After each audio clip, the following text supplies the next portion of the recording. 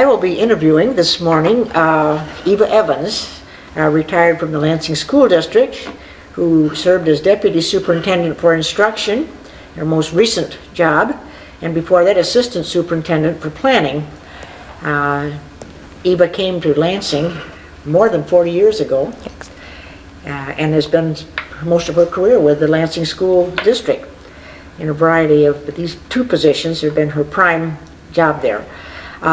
Eva, why don't you tell us what changes you've seen in education in Lansing over the last 40 years? Oh my goodness. Long, great, and deep changes.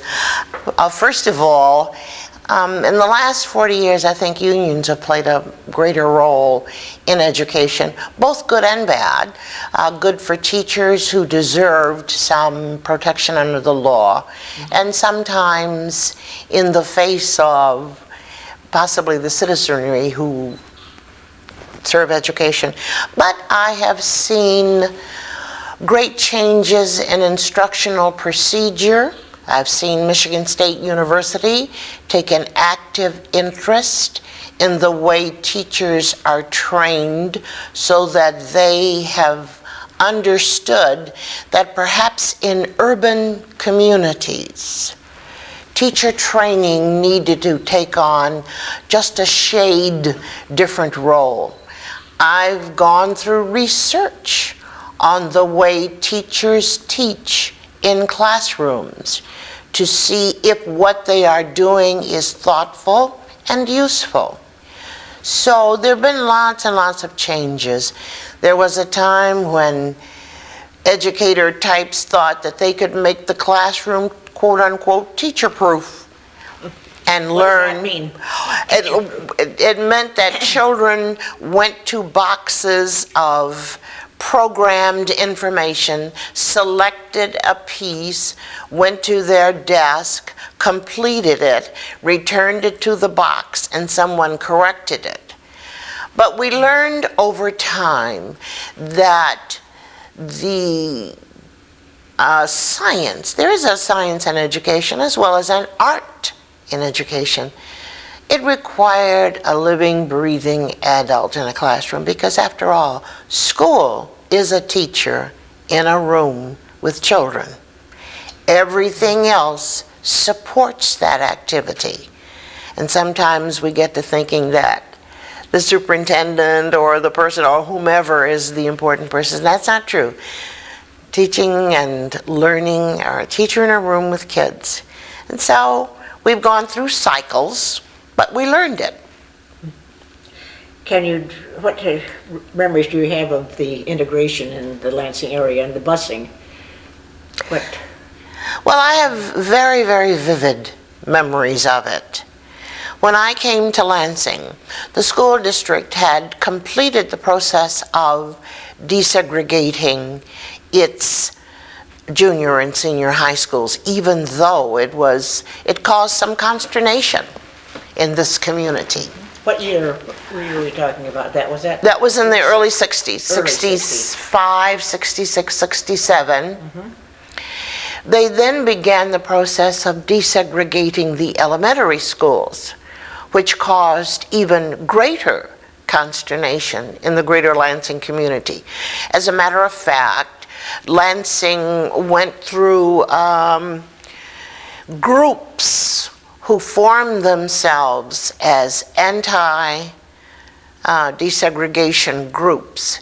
The ones whom I remember most vividly, one of them was elected to the school board, and 5 of my friends were recalled for their efforts in the desegregation of elementary schools, one of whom was a very dear and remains a dear friend of mine.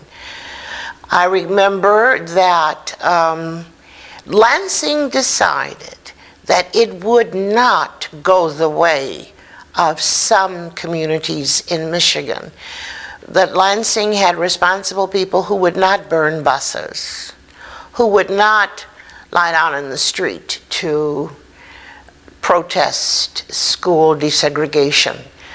I can remember the League of Women Voters and their great role in that effort. Others, I recall coming to school board meetings loudly and vigorously protesting.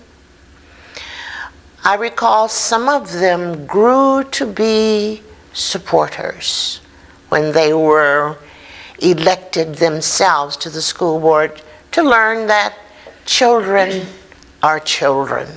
But there was movement from Greater Lansing as a function of school deseg. Do you think we've gotten well beyond that now in this present time? I think so. I think that we have gotten past. Economics play a great role in that, you understand.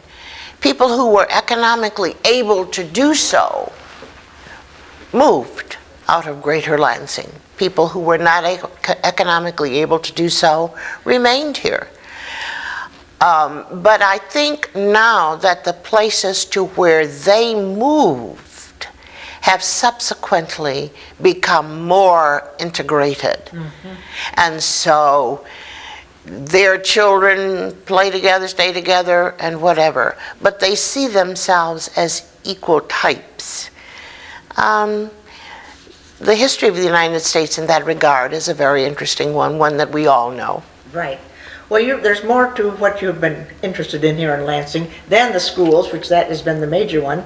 But you were national president of Alpha Kappa Alpha, which you told me was the oldest African-American sorority in the United States, about 101 years old. Yes, thank you for mentioning Alpha Kappa Alpha, the love of my life. I have been a member of Alpha Kappa Alpha since I was an undergraduate. So that's been a long time. I did serve as the national president. Last year in Washington, D.C., we celebrated 100 years from 1908 to 2008. Alpha Kappa Alpha was begun on the campus of Howard University in 1908. 100% college-trained women, many of whose names you would recognize. For example, Maya Angelou is an honorary member, but 5 of our members, when I was president, served in the United States House of Representatives. Many of them are physicians, and we have lawyers for days. But it's a marvelous organization, and I wouldn't have missed it for the world. And that's not all. I know you have a special love for the Earl Nelson Singers, for which I don't know how many years you've sung with them, but well, I started that's a Lansing institution. The Singers were begun in 1963, so this would be their 46th year of operation by Earl Nelson.